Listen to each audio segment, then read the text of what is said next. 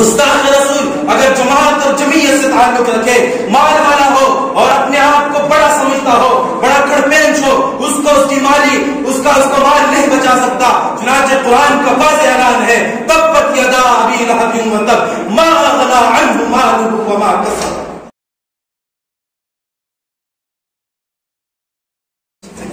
کہ محمد سے وفا تو نے تو ہم تیرے ہیں، کہ محمد سے وفا تو نے تو ہم تیرے ہیں، کہ جہاں چیز ہے کیا لوح و قلم تیرے ہیں۔ تنظیم علماء اہل سنت والجماعت ضلع پنچ کے بینر تلے منعقدہ سیرت النبی صلی اللہ علیہ وسلم کانفرنس میں تشریف فرما شمع رسالت کے پروانوں، جس پر جناب نبی کریم صلی اللہ علیہ وسلم اس دنیا میں تشریف لائے، اس وقت اس کائنات میں کچھ بھی تو نہ تھا، عدم کی ظلمت فضائے امکان کو گھیرے ہوئے تھی، سمت اپنے وجوہ کے لیے مشرق و مغرب جنوب و شمال کی محتاج تھی، پہاڑوں کی بلندی فوقیت کی جویاں تھی اور کار دریا پستی کا متلاشی تھا، زمین بچھنے کے لیے پانی کی روانی تلاش کر رہی تھی، آسمان بلند ہونے کے لیے سورہ دخان کی تلاوت کر رہا تھا، آگ نیستی کی گھٹن میں جلی جاتی تھی اور یہ خاک ناپید ہونے کے سبب مٹی میں ملی جاتی تھی۔ اس لیے حضور کے تائیں ہمارا پہلا عقیدہ ہے کہ نبی رحمت صلی اللہ علیہ وسلم اول الخلق ہیں، یعنی پوری مخلوق خداوندی میں سب سے پہلا وجود میرے اور آپ کے آقا کا ہے۔ چنانچہ نبی رحمت صلی اللہ علیہ وسلم کا ارشاد رحمت ہے، کنت نبیا آدم بین الماء والطین، میں اس وقت بھی نبی تھا جب آدم پانی اور مٹی کے درمیان تھے۔ اور قربان جائیے ہمارے اکابرین پر کہ حضرت مولانا اشرف علی تھانوی رحمت اللہ علیہ نے اس باب پر دلائل کے انبار لگا دیے ہیں۔ خدا کروڑوں رحمتیں نازل کرے حضرت تھانوی کی قبر پر کہ آپ نے جو دلائل کے انبار لگائے ہیں وہ پڑھنے کے قابل ہیں۔ اور اسی کو ہمارے اکابرین میں سے حضرت امام قاسم النانوتوی نے یوں بیان کیا ہے کہ سب سے پہلے مشیت کے انوار سے نقش روح محمد بنایا گیا، سب سے پہلے مشیت کے انوار سے نقش روح محمد بنایا گیا، پھر اسی نقش سے مانگ کر روشنی بزم کون و مکان کو سجایا گیا۔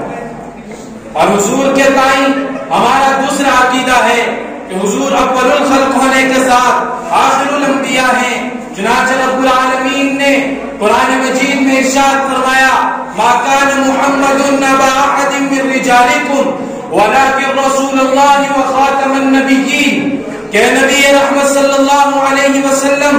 آپ مردوں میں سے کسی کے باپ نہیں بلکہ اس کے آخری رسول اور اس کے آخری پیغمبر ہیں۔ چنانچہ یہاں پر سوال کھڑا ہو جاتا ہے کہ آپ مردوں میں سے کسی کے باپ نہیں، تو اس کا جواب کے طور پہ عرض کروں کہ نبی رحمت صلی اللہ علیہ وسلم کی نرین اولاد آپ کی نرین اولاد بلوغت کے پہنچنے سے پہلے ہی انتقال کر چکی تھی۔ چنانچہ جب نبی رحمت صلی اللہ علیہ وسلم کی اولاد کا انتقال ہو رہا ہے اور پورے جہان والے لوگ، پورے سرداران قریش اور اہلیان مکہ آپ کو طعنہ کر دے رہے ہیں، آپ پر طعنے کس رہے ہیں، چیلے گوئیاں کر رہے ہیں اور کہہ رہے ہیں کہ نبی رحمت آپ کا مشن کو آگے چلانے والا باقی نہیں رہے گا، کیونکہ آپ کا مشن تو یہی ختم ہو چکا ہے۔ چنانچہ رب العالمین نے پوری سورت نازل کی اور فرمایا، انا اعطیناک الکوثر فصل لربک وانحر ان شانئک هو الابتر، کہ نبی رحمت صلی اللہ علیہ وسلم ہم نے آپ کو کوثر عطا کی ہے، بس آپ اپنے رب کے دربار میں سر سجود رہیے اور قربانی کیجئے، بے شک آپ کا دشمن ہی دم بریدہ رہے گا، آپ کے گستاخان ہی دم بریدہ رہیں گے، ان کے مشن کو چلانے والا کوئی موجود نہ رہے گا، مگر آپ کا مشن گلیوں اور کوچوں میں، چوراہوں میں اور سڑکوں پر، بازاروں میں، مسجدوں کے اندر بولا جاتا رہے گا، سیرت کے جلسے ہوتے رہیں گے اور نبی رحمت صلی اللہ علیہ وسلم کا پیام رحمت پہنچتا رہے گا۔ چنانچہ نبی رحمت صلی اللہ علیہ وسلم اسی دور سے گزر رہے ہیں کہ آپ پر دوسری وحی نازل ہوئی، یا ایھا المدثر قم فانذر وربک فکبر، اے کملیوں اور سونے والے آپ اٹھیے ان کے انجام بد سے ڈرائیے۔ چنانچہ نبی رحمت صلی اللہ علیہ وسلم کھڑے ہو جاتے ہیں اور کوہ صفا پر چڑھ کر اعلان کرتے ہیں، اے قریش مکہ، اگر میں تم سے کہوں کہ اس پہاڑ کے پیچھے ایک لشکر ہے جو ان قریب تم پر حملہ آور ہوگا اور آپ کو اس بات کو یقین مانیں گے۔ چنانچہ قریش مکہ یک زبان ہو کر، یک آواز ہو کر بولے، آپ صادق ہیں، آپ سچے ہیں، آپ امین ہیں، ہم نے آج تک آپ کی زبان سے کوئی جھوٹ نہیں سنا ہے، ہم کیسے اس کو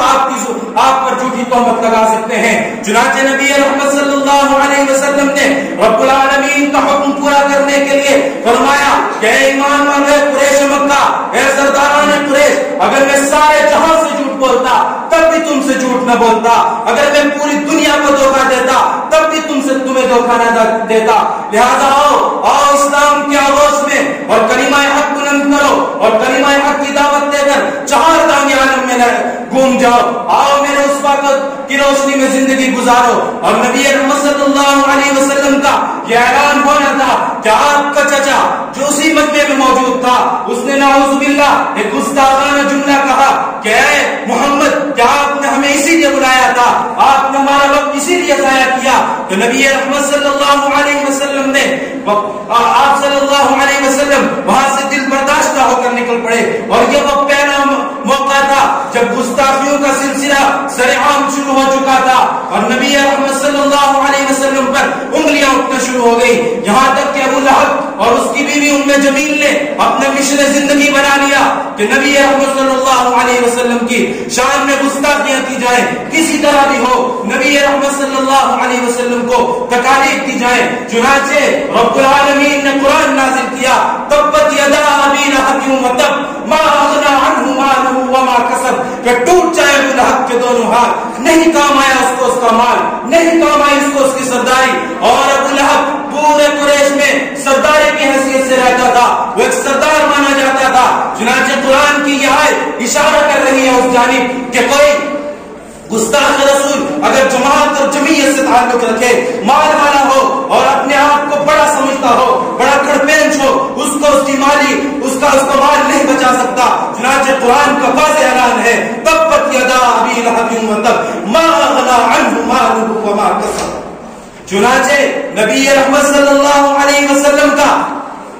کی شان میں گستاخیاں کرنے والے یہ سمجھ لیں کہ قرآن نے اس وقت بھی کہا تھا کہ اس دور کا گستاخ رسول بھی اس کو اس کا مال نہیں بچا سکتا، آج کے گستاخ رسول کو بھی اس کا مال نہیں بچا سکتا۔ اصحاب عقل و دانش یہ سمجھ رہے ہیں یہ دنیا ایک نئے انقلاب کے موڑ پر کھڑی ہے اور یہ نیا انقلاب گستاخان رسول کے لیے ایک مشن، گستاخان رسول کے خلاف ایک مشن ثابت ہوگا، اس لیے کہ اور آج کے اس اجلاس سے آپ یہ پیغام لے کر اٹھے کہ نبی رحمت صلی اللہ علیہ وسلم کے ساتھ ہمارا تعلق ایک جذباتانہ تعلق ہے، نبی رحمت پر کوئی انگلی اٹھے گی اسے برداشت نہیں کیا جا سکتا، اس لیے کہ محمد کی غلامی دین حق کی شرط اول ہے، محمد کی غلامی دین حق کی شرط اول ہے، وہ اگر اسی میں خامی تو سب کچھ نامکمل ہے۔ وآخر دعوانا الحمدللہ۔